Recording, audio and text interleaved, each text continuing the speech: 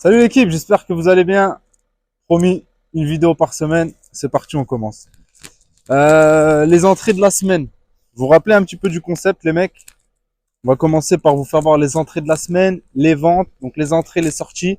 Et ensuite, on va aller parler d'un sujet que vous auriez décidé. Donc là, en l'occurrence, le sujet que vous m'avez conseillé aujourd'hui, vous avez été beaucoup à me demander sur Instagram de me parler des retours des SAV. J'ai fait un petit sondage sur Instagram et c'est de ça qu'on va parler aujourd'hui. Donc, je vais vous expliquer, je vais vous raconter quelques histoires sur quelques galères que j'ai eues personnelles. Je vais vous donner des conseils et je vais vous expliquer les différentes manières de traiter les SAV. Bon, on commence. Ce qui est rentré cette semaine. Peugeot 208, 1 litre 2, VTI, combien de kilomètres 105 ou 140 000 kilomètres, je confonds entre les deux là. Je vais vous donner le prix tout de suite. Renault Mégane 2, pour les petits budgets, c'est rentré aujourd'hui, c'est un dépôt-vente très très propre. La 208, je vais vous dire ça tout de suite. Elle est rentrée à quel prix la 208? La 200, elle est là. Elle est rentrée à 6 490 euros. Elle a 134 000 km. C'est une essence distribuée. Elle est propre. Elle a un noir bleuté. On va à l'intérieur pour les véhicules un petit peu plus haut de gamme, entre guillemets. On a un CLA. Combien de kilomètres il a celui-là? Alors celui-là, il est rentré quand? Celui-là, il est rentré avant-hier, je crois. CLA coupé, pas KMG, 200, 136 chevaux, garantie 12 mois, 20 490 euros. Il est propre, hein? Full black. Full black.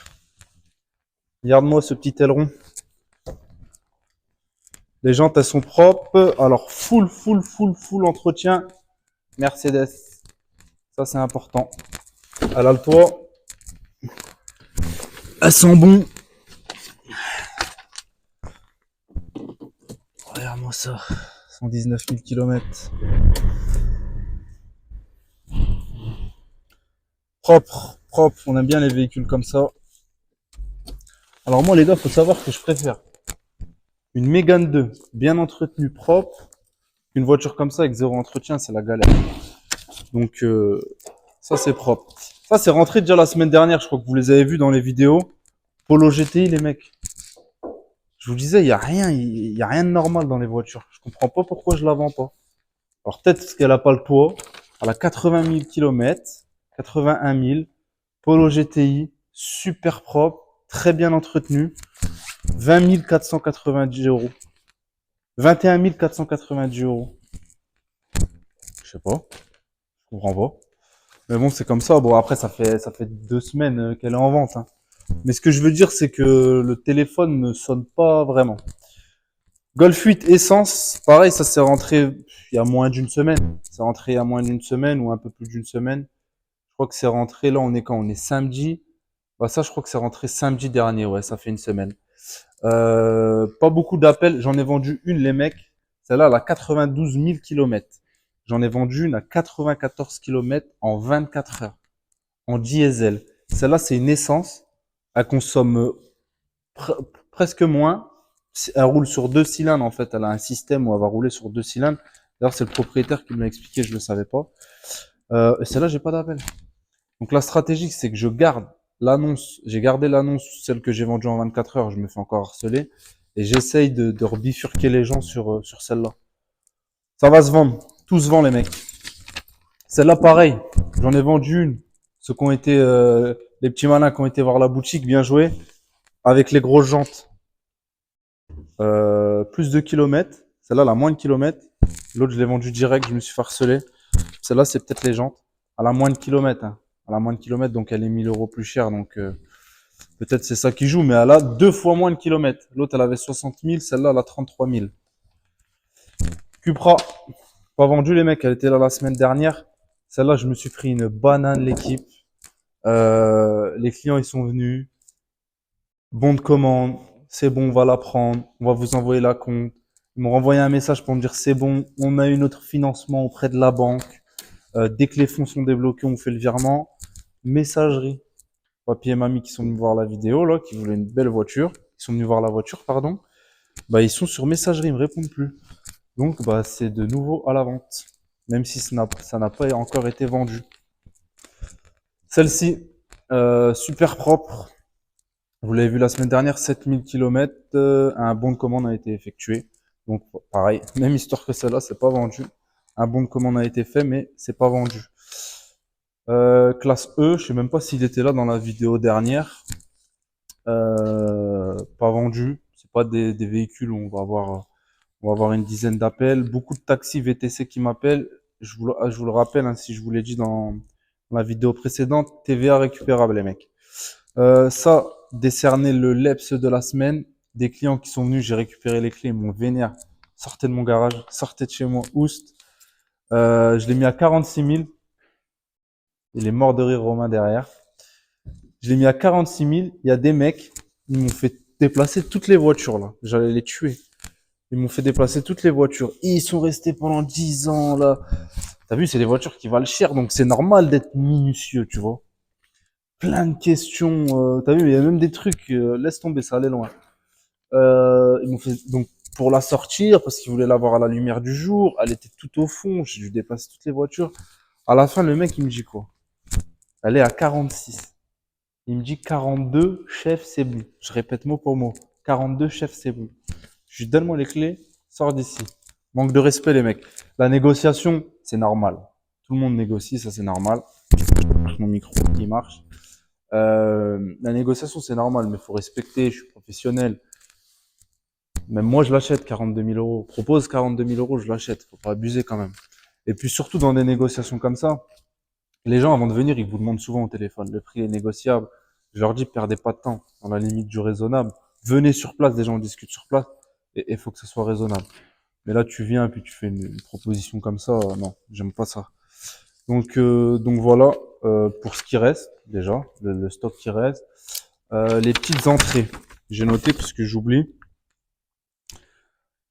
Peugeot 208, vous l'avez vu. Audi A4, je l'ai mis sur mon Insta. D'ailleurs, j'ai fait le con. J'ai mis sur le bon coin, je l'ai envoyé au client. Début du ramadan, je crois que je suis pas bien concentré. J'ai mis Audi A5. J'ai envoyé l'annonce au client pour lui faire voir. Il m'a dit, bah non, c'est une Audi A4. Petite erreur, ça arrive. Le CLA, vous l'avez vu. J'ai rentré un Tiguan Airline, tout ouvrant. Il est propre aussi. J'ai rentré une Clio 3. J'ai rentré une série 1 118. J'ai rentré un Mégane GT Line. Cette semaine, il n'y a pas eu beaucoup d'entrées. Il n'y a pas eu beaucoup d'entrées. Il n'y a pas eu aussi beaucoup de ventes. C'était pas la meilleure semaine. La semaine d'avant, puis la semaine d'avant, c'était très très bien. Cette semaine, un peu plus calme. C'est comme ça, c'est le jeu. Les ventes de la semaine, 206, c'était une reprise. Clio 3, que je vous ai dit qui est rentré, c'est déjà vendu. Golf 7, que vous avez vu dans la dernière vidéo, pareil, c'est vendu, je me suis fait harceler. Le A3, on est encore dans le doute, le bon de commande a été fait, signé, mais voilà, on attend. Un classe A blanc, ça c'est le coup de fusil de la semaine. Il est rentré à 18 000 euros, il a été vendu 21 330, un peu plus de 2 000 euros, on va dire 2 000 euros parce que moins la garantie, etc. Et un Mini Cooper. On va monter, hein? On va monter, puis voilà, voilà pour les petites vidéos, les petites voitures. Le début de la vidéo. Tiens, regarde, dégonflé. Faut que j'aille leur gonfler. Dégonflé. Dégonflé, dégonflé, dégonflé. Ah! Aussi, petite histoire. Hier, j'ai raté la vente d'une Audi A3, un client en dépôt-vente. Pourquoi j'ai raté la vente? Les clients qui sont venus la voir, c'était un dépôt-vente, j'appelle le client. Je lui dis, il y a des clients intéressés. Il me ramène la voiture, des super clients à l'achat, vraiment. Pas de négo, rien. Mais voilà, c'est une voiture à plus de 35 000 euros. Ils veulent un truc carré. Ça sentait la clope et tout à l'intérieur. Du coup, ils m'ont demandé. On a l'impression que l'ancien propriétaire n'était pas sérieux, prenait pas soin du véhicule. Donc on est réticent. Ils avaient les fonds, mais passer à côté d'une vente pour ça. Passer à côté d'une vente, ils doivent me donner une réponse, mais voilà, je le sens pas. Dégoûté. Un autre dépôt-vente, ça c'est chiant sur le dépôt-vente quand les gens vous laissent pas les véhicules. Un Nissan Qashqai, une dame m'appelle très intéressée, elle est pressée, il faut un véhicule rapidement. J'appelle la cliente, c'est pas de sa faute, hein, mais elle n'était pas disponible. Donc on a perdu une vente comme ça. Donc voilà les deux ventes qu'on a loupées.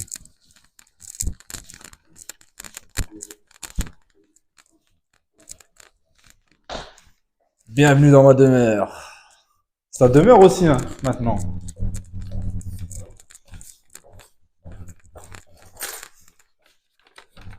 Les gars, bientôt, j'espère que vous allez découvrir le mec qui est derrière la caméra. C'est un putain de bon gars. Juste, il boit des cafés devant moi pendant le ramadan. C'est juste ça le problème. Mon cerveau, il est pas, t'as vu, il est en rodage, là, début de ramadan. En plus, il me prête son téléphone parce que j'ai plus de batterie. Bon, le sujet, les gars. J'ai noté quelques trucs pour rien oublier. Les retours, les garanties, comment je traite, ce que je vais pouvoir vous conseiller, les différentes techniques. Alors, pour commencer, il faut savoir que quand vous vendez des voitures en étant professionnel, la loi vous oblige à garantir les véhicules. C'est ce qu'on appelle la garantie légale de conformité qui est de 12 mois. Il y a beaucoup de débats aussi par rapport à ça, mais la garantie légale est de 12 mois. C'est-à-dire que la plupart des mecs que vous voyez vendre des voitures comme moi, ce que j'ai fait aussi, on mettait sur nos annonces garantie 3 mois boîte moteur. Ça, c'est la garantie commerciale. C'est super bête, mais c'est ce que vous allez dire au client, bah, je t'offre une garantie commerciale. Mais il y a la garantie légale de conformité. En fait, cette garantie, le client va pouvoir la faire appliquer à partir du moment où son véhicule n'est plus utilisable ou est un danger pour lui.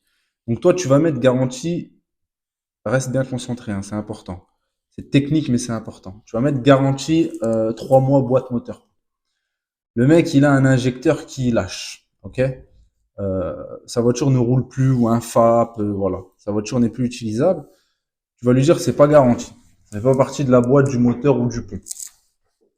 Et ben lui, il va pouvoir se retourner contre toi avec la garantie légale de conformité parce que ça rend son véhicule inutilisable. Ça protège les acheteurs, mais bon, quand tu viens acheter une voiture, je vais vous raconter des petites histoires, hein, mais quand tu vas acheter une bagnole qui a 250 000 bornes et t'as 1000 euros de budget, tu vois, faire marcher sa garantie légale de conformité, même si c'est un pro qui te l'a vendu, il est pour rien, tu vois, t'es venu, t'as roulé avec. Tant que ça tombe pas en panne le lendemain, on n'est pas dans le moteur, tu vois. Donc, il y a des choses, c'est compliqué à vendre. Et moi, je trouve pas ça carré parce qu'une garantie légale de conformité, 12 mois pour tout type de véhicule, alors que une garantie constructeur sur un véhicule qui va sortir chez VV ou de chez Audi, ça peut être 2 ans. Volkswagen, c'est 2 ans. Audi, ça peut être 3 ans. Tu vois, ou même chez Peugeot. C'est des conneries, tu vois. Le petit vendeur de voitures du coin, qui va vendre des petites Clio, qui va devoir garantir ses véhicules 12 mois. Ça peut être compliqué. Ça peut être compliqué et c'est un problème dans notre activité. C'est pour ça qu'on va en parler. Je réfléchis dans quel sens je vais prendre la chose. Ouais. Alors, ce que vous pouvez faire, il y a différentes manières pour moi de garantir ces véhicules. La première, c'est l'auto-garantie. Ça veut dire que c'est vous qui allez dire à votre client, Romain est derrière l'écran, il vient m'acheter une voiture et je lui dis, bon, bah, voilà, la voiture, elle est garantie 6 mois. Donc, c'est moi qui en est responsable. C'est-à-dire que s'il y a un problème où il va devoir faire appliquer sa garantie, Romain, eh ben, c'est moi qui vais devoir assumer les réparations. Alors, soit tu assumes tout seul, soit tu passes par une garantie. Donc, il y en a plusieurs. Tu en as une là, tu as Mutuaid, il y en a plein. Hein. Il y a WTW, franchement, il y en a plein. Donc, soit tu passes par un organisme externe. D'ailleurs, je vais te faire montrer un peu. Hop, ça, c'est ce que je remets au client. Tu vois, par exemple, Opteven, je sais pas si on va voir. Moi, je vais faire comme ça, c'est peut-être mieux. Opteven, sur une garantie dite sécurité, ça va couvrir le moteur, la boîte et le pont, les ingrédients. Une sécurité plus, ça va couvrir moteur, boîte, pont, ingrédients, turbo, système de freinage, système de direction, système de transmission, composants électriques. Après, tu as la Medium Plus, Donc, tu as tout ce que je viens de citer, sauf que tu rajoutes circuit d'alimentation, circuit de refroidissement, système de climatisation, système de suspension, système GPS, volant moteur, van EGR, débitmètre, système AdBlue, aide au stationnement. Et après, tu as l'excellence plus. Donc là, tu as tout ce que je viens de citer, sauf que tu rajoutes les éléments de confort, les lampes, xénon, LED, batterie, toutes pièces sauf exclusion. Donc moi, en général, avant, je travaillais pas comme ça, mais maintenant, ce que je fais, c'est que je travaille avec un partenaire de garantie. Tous mes clients, je leur mets une sécurité plus. C'est moi qui paye la sécurité plus 12 mois et après, je leur propose de payer la différence s'ils veulent être beaucoup plus couverts. Donc moi, je me couvre sur la garantie légale de conformité de 12 mois. Avec cette garantie, ils ont l'assistance panne mécanique, électrique, électronique. Il y a des options, zéro franchise, zéro vétusté et zéro plafond. Alors moi, je clique toujours zéro plafond parce que c'est plafonné à 1500 euros. Demain, j'ai un client, le moteur, il lâche. Bah, c'est bien beau, il y a la garantie, mais derrière, il va pouvoir quand même se retourner contre moi, même si je l'ai fait signer les documents, parce que la garantie ne couvre pas la réparation du véhicule. Donc, je mets toujours zéro plafond. Pour l'instant, pas de problème. Ça se passe très bien. Je travaille pas qu'avec Opteven. Je check qui est les moins chers. Pour vous donner un exemple, sur une garantie de 12 mois, sur un véhicule, on va dire sur une Golf 8 en bas, la garantie avec zéro plafond, elle me coûte 230 euros. Moi, je trouve que c'est raisonnable, ça permet de dormir tranquille. Surtout que c'est des garanties européennes, c'est vendeur. Le client, il part en vacances en Espagne, il tombe en panne, sa voiture est garantie. Euh, donc voilà, c'est intéressant. Donc ça, c'est une manière de travailler, c'est la manière que j'utilise maintenant. C'est pas une manière que je conseille quand on fait des petits véhicules, parce que les garanties, en fait, bah, plus le véhicule est ancien, plus les garanties sont chères, ou moins les couvertures sont importantes. Par exemple, sur un véhicule de plus de 20 ans avec Opteven, euh, vous pouvez faire qu'une sécurité classique, boîte moteur pont. C'est-à-dire que le client demain il a un problème de turbo ou quoi que ce soit qui rend impossible à rouler son véhicule, eh ben il va te rappeler le client, donc c'est pas le but. Donc voilà, ça c'est une manière de faire. La première manière que je vous ai énoncée tout à l'heure, c'est de vendre, d'être soi-même la garantie. Alors ça c'est bien quand tu commences, tu vois, quand tu vends 3, 4, 5 voitures par mois. Allez, sur 10 voitures, tu vas avoir deux retours, tu vois. Deux retours, ça peut varier. Je vais même pas te dire ça en fait, parce que ça peut varier, mais il y a des petits retours de merde et tu peux avoir des retours assez graves. Franchement, moteur, boîte, pont, c'est super rare que ça lâche, hein, les mecs, hein.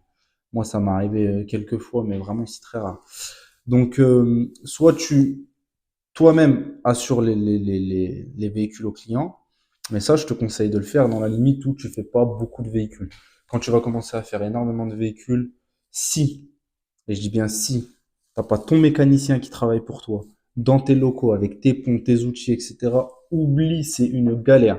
Si tu as un parc sans mécano, avec une quinzaine de véhicules, une vingtaine de véhicules par mois, oublie, misère de misère, je l'ai fait, j'ai essayé, impossible, ça rend fou. T'as ton mécano, tu te fais livrer tes véhicules, le mécano descend, fait descendre les véhicules du camion, c'est lui qui contrôle, c'est lui qui commande les pièces, c'est lui qui gère. Magnifique. Magnifique, c'est ce que je voulais faire. Je vous expliquerai pourquoi je l'ai pas fait plus tard. Mais sinon, non. Trop compliqué, les mecs. Euh, mais quand vous faites cette activité pour vous un complément de revenu ou quelque chose comme ça, ouais, faites de l'auto-garantie. Le jeu le risque en vaut la chandelle, je crois que c'est comme ça qu'on dit. Sinon, je vais vous donner une astuce, un conseil que beaucoup de marchands utilisent, qui est pas mal. J'ai mis du temps à la mettre en place à l'époque, mais je la trouvais pas mal. C'est qu'à chacun de mes bénéfices sur mes voitures, je faisais une caisse retour. Mettons, je faisais une marge de 1000 balles, de 500 balles, bref. On va dire, je faisais une marge de 1000 balles. Et bien, sur chaque marge, je mettais 100 euros dans ma caisse retour. On va dire que j'avais vendu 10 voitures, c'est un exemple, hein, et du coup, il y a eu 10 000 euros de marge. Sur ces 10 000 euros de marge, j'aurais mis 100 euros par véhicule en retour. Donc, sur ma caisse retour. Donc, ça fait 1000 euros. Romain, il me regarde comme si je dis n'importe quoi dans les comptes, mais je suis sûr de moi. Ça fait 1000 euros. Donc, si j'ai un retour, eh ben, j'aurai cette caisse avec les 1000 euros pour couvrir ça. Donc au moins, ça fait moins mal au cœur. Voilà comment gérer les garanties. Je vous ai dit comment je traite, je vous ai donné une technique. Maintenant, je vais vous expliquer certaines choses, certaines expériences personnelles. Sur des achats normaux, ça aussi, je vais le dire, contrairement aux dépôts-ventes, mais on en parlera plus tard, euh, sinon on va s'éterniser. Mais sur le dépôt-vente, quand les clients... Il me fait flipper ce micro, frère.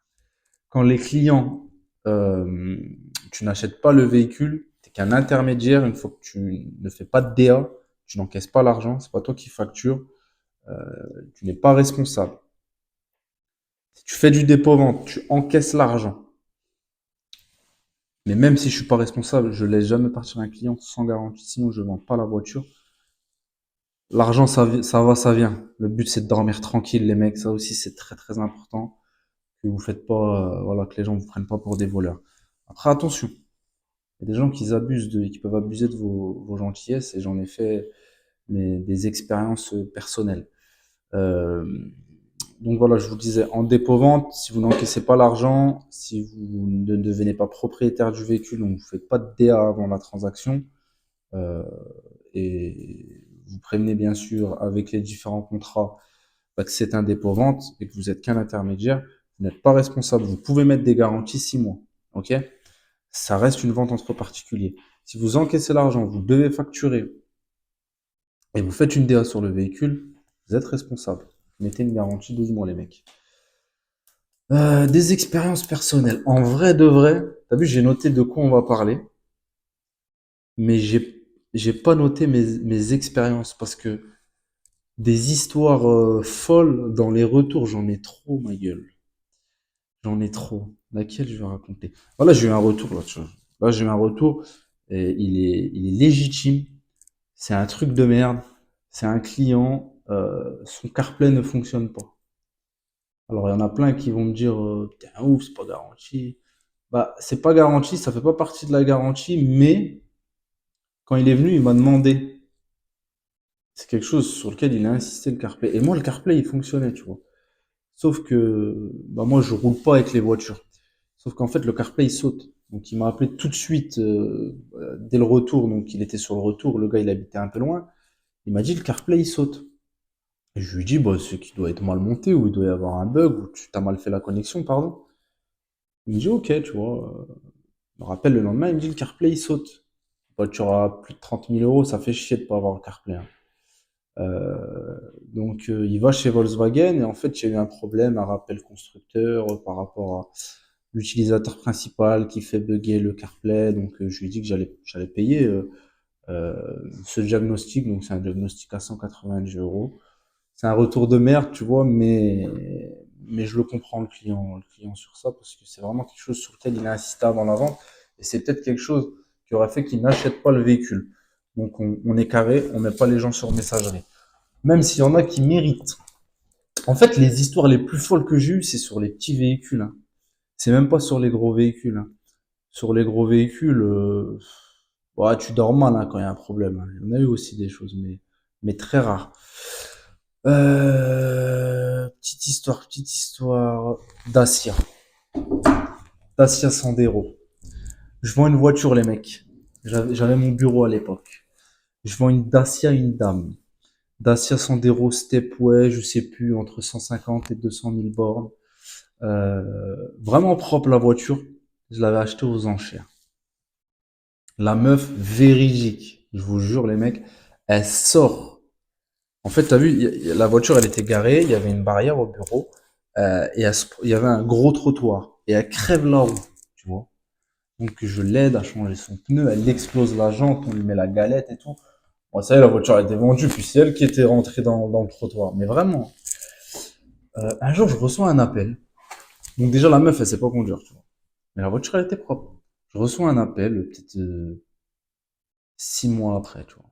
Elle me dit, et moi, j'avais mis une garantie 3 mois. À l'époque, voilà, j'ai mis une garantie 3 mois. Euh, Pareil, c'est la loi, 12 mois. Mais après, il y a d'un commun accord aussi avec les gens. Je te mets pas le couteau sous la gorge. Quand tu viens, je te dis pas il est garanti 12 mois, je te dis il est garanti 3 mois. Mais bon, ça, c'est un autre sujet. Bref, la meuf, elle me rappelle, elle me dit, ouais, j'ai un gros problème avec le véhicule, je suis tombé en panne, il démarre plus, je suis sur l'autoroute. Je lui dis, bah, madame, je suis désolé. En fait, même si c'est plus garanti, ça met toujours mal, parce que les gens, ils t'ont payé quelque chose, et la voiture, elle est hors état de marche. Ça fait chier quand même pour eux, tu vois, mais on n'y est pour rien. Moi, je t'ai vendu une voiture à rouler, malheureusement, c'est un problème mécanique. Donc, ça faisait plus de 6 mois. Et j'avais mis une garantie de 3 mois. Elle me dit, comment on peut faire, etc. C'est pas normal et tout. Je suis désolé, madame, je peux rien faire. Bref, elle me dit son assureur, il va ramener la voiture. Un dépanneur va venir récupérer la voiture. Je lui dis, je vous souhaite bon courage, je suis vraiment navré pour vous. Elle m'appelle, elle me dit, j'ai eu Renault. Donc ils ont ramené la voiture chez Renault. Euh, Ils m'ont dit que la voiture elle était accidentée. C'est pour ça en fait mon ventilo il refroidissait plus mon moteur. Je sais pas ce qu'elle me raconte. Elle me dit mon moteur il est mort. Je lui dis madame, la voiture elle a jamais été accidentée. Elle a jamais été accidentée la voiture. C'est pas possible. Avant de l'acheter, j'ai contrôlé. Après on peut toujours se faire avoir, mais non, la voiture, l'état qu'elle était, elle est passée au CT. C'était un vrai CT. La voiture, elle était propre.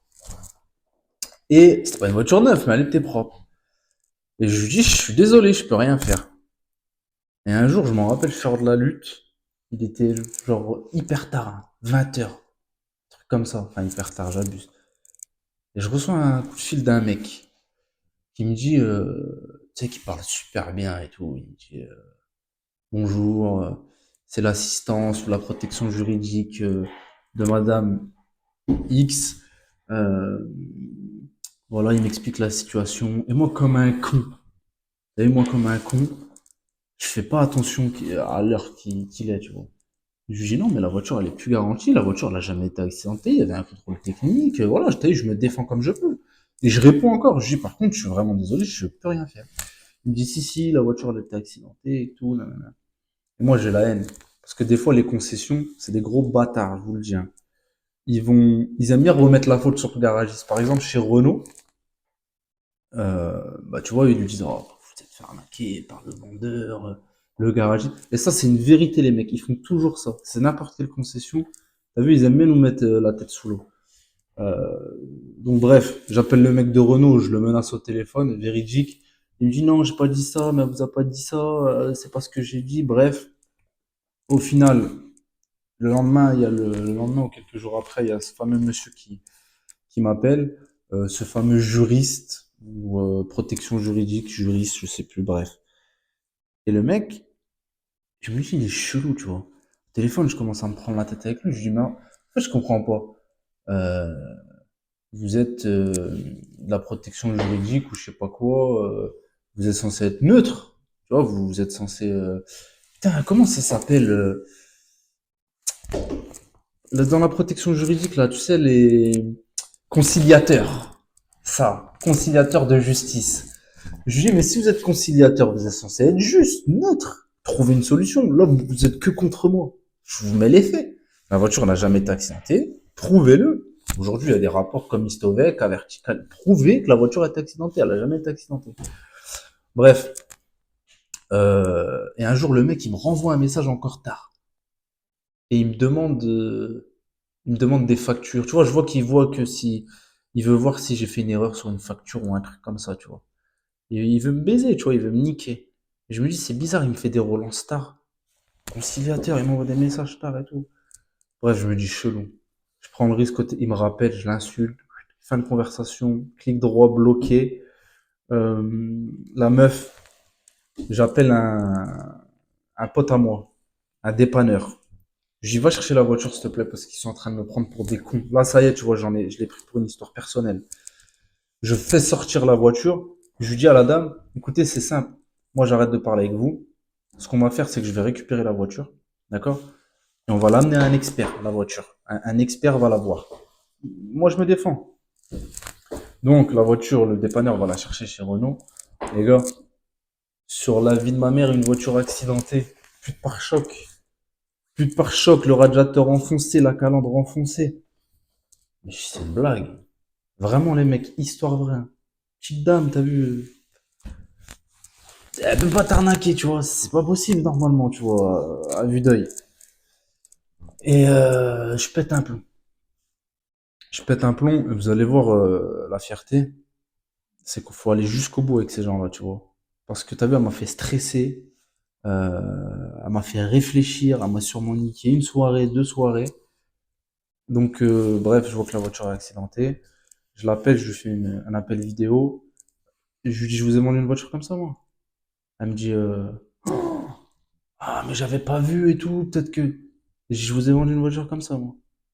Moi, je vous ai vendu une voiture avec un pare-choc explosé, un radiateur enfoncé. Ben, c'est normal. Normal que votre moteur, il a lâché. Votre ventilo, il refroidit plus rien. Elle me dit, j'ai pas vu. Elle me dit, je pense savoir ce que c'est. En fait, elle me dit, quand elle sort de chez elle, elle voit pas l'avant de la voiture. Donc, elle monte directement dans sa voiture sans voir l'avant. Et peut-être qu'un voisin lui est rentré dedans et elle a roulé sur l'autoroute et son moteur a lâché. Je la crois pas, hein, c'est une mytho de ouf, hein. Bref, elle me dit, je suis vraiment désolé, vraiment, je suis vraiment désolé et tout. Bref, j'ai fait quoi? Je lui dis, ah non, non, non, non, on va continuer jusqu'au bout, hein. Moi, c'est pas je vous rends le véhicule et puis dans quelques mois, vous me refaites. On va continuer jusqu'au bout. Moi, je vais vous demander de dommages et intérêts. Je vais vous demander de me payer les dépanneurs. Payer, je vais mandater un expert qui va confirmer ce que je dis. Donc, je vais mandater un expert et vous payerez l'expert. Et les gars, je vous promets que ça a été jusqu'au bout. Elle a payé l'expert. J'ai pas eu de dommages et intérêts. Je me suis couvert avec l'expert. Elle a payé le dépanneur. Je me suis couvert jusqu'au bout. Mais voilà comment elle a failli me niquer sur ce coup-là. Qu'est-ce que j'ai eu d'autre comme histoire? Qu'est-ce que j'ai eu d'autre? Un jour, une Opel Corsa. Je vois une Opel Corsa, un mec qui m'appelle et me dit, écoutez monsieur, ma voiture, elle fume, ou je sais plus ce qu'il me dit. Ouais, elle fume blanc. Et le volant, il est dur. Je dis ok. Je dis bah écoutez, votre véhicule, il est garanti. Ramenez, on va regarder. Il me ramène le véhicule. Ça aussi, hein, maintenant, protection juridique, les gens, vous avez des avocats qui vous appellent tous les 2 secondes pour rien. Tiens, quand vous faisait des vidéos, je sais plus si j'avais des cheveux. Je sais plus si j'avais des cheveux à l'époque. Si, j'avais des cheveux. Je fais les 2 coupes. Bref, donc le mec, il me ramène la voiture, il me ramène la voiture et il me dit comme ça, il me dit, ça fait 3 mois que j'ai un voyant liquide de refroidissement. Mais je lui dis, mais faut attendre 3 mois pour m'appeler quand vous avez un voyant liquide de refroidissement. C'est qu'il y a un problème, il faut rajouter du liquide de refroidissement. Il me dit, ouais, bah, je savais pas. Et moi, quand je vends une voiture à des gens, je leur dis toujours, euh, attendez pas que la voiture ne roule plus pour m'appeler. Voilà, ça c'est vraiment quelque chose que je leur dis toujours. On va essayer de prévenir le problème avant qu'il y ait quelque chose de plus grave. Donc non, là j'ai pas été d'accord pour faire marcher la garantie. Je lui ai dit, bah, il y avait un jaune culasse au final sur la voiture. Euh, C'était un petit jeune, donc je discutais avec le papa et je lui dis, euh, bah écoutez, je suis prêt à vous prendre la main d'œuvre, mais vous payez le joint de culasse. Je sais même plus comme ce que j'avais proposé. Donc au début il m'avait dit oui, après il m'avait dit non. Après j'ai dit bah on ira où ça ira quoi. C'est pas le but. Le but c'est pas d'aller en justice, mais faites attention. Dernière petite histoire, parce qu'il y a plus de mémoire sur le téléphone. Donc là, il y aura un petit coupage. On a dû reprendre la vidéo. Un jour, je vois une voiture à un mec. Clio, c'était une reprise, Clio 2. Je vous jure, hein, plus de 300 000 kilomètres. Le mec, il m'appelle et une semaine après, il me dit, j'ai une fuite d'huile. Je lui dis, mais c'est quoi, t'as une fuite d'huile? Il m'a dit, j'ai ramené mon véhicule chez Carter Cash, ils m'ont dit, j'ai une fuite d'huile. Je lui dis, mais c'est sûr, il y a de l'huile dans le moteur. Euh, la voiture, elle a connu l'époque de Staline. C'est sûr, il y a de l'huile dans le moteur. C'est quoi? Est-ce que tu as une marée d'huile par terre? Je sais pas. Oui, oui, j'ai une marée d'huile. Je dis, bah, envoie-moi une photo. Il me dit, non, je peux pas envoyer de photo. Tu vois, le mec, en fait, il y a plein de gens, tu vois, et je pense que lui, c'était son cas. Euh, Quand ils rentrent chez eux, il y a toujours quelqu'un qui va leur dire, oh, c'est cher. Ah ouais, mais elle a ça comme problème, ou elle a ça, ou il y a le mécano de service là, qui sert à rien, qui va dire une critique. Le mec, il n'en veut plus de la voiture. Mais non, c'est pas comme ça, les mecs. C'est pas t'achètes une bagnole, puis au bout d'une semaine, tu te rétractes. T'as vu, on n'a pas que ça à faire, nous. Donc je lui dis, la voiture, elle roule. Puis le mec, en plus, il habitait loin. Elle roule, t'es bien rentré, elle démarre tous les jours. C'est quoi ton problème, en fait? Bah, non, mais moi, je veux me faire rembourser. J'ai vu que j'avais 14 jours de droit de rétractation. Alors, je lui dis, je sais pas si c'est ça, hein, mais je m'étais renseigné. Les 14 jours de rétractation, c'est quand tu as payé le véhicule sans ne l'avoir vu. C'est-à-dire que tu as payé le véhicule, tu l'as pas vu, tu as 14 jours pour te rétracter. Mais mon pote, c'est pas de culot. T'achètes un RS3, tu vas en vacances faire le beau gosse. Au bout de 4, tu rentres à 12 jours, tu dis je me rétracte. Hein. C'est pas comme ça. Euh, des fois, j'ai eu des merdes aussi où j'étais carré avec les gens, parce qu'il faut être carré dans la vie pour réussir, mais il faut pas être trop gentil, faut pas en abuser. Des fois, il y a des gens, il y a des choses qui ne sont pas garanties. Moi, par exemple, l'embrayage, je ne le garantissais pas dans ma garantie commerciale boîte moteur pont, mais quand un client il m'appelle 3 jours après, ça m'est arrivé sur une 207, euh, l'embrayage il a lâché.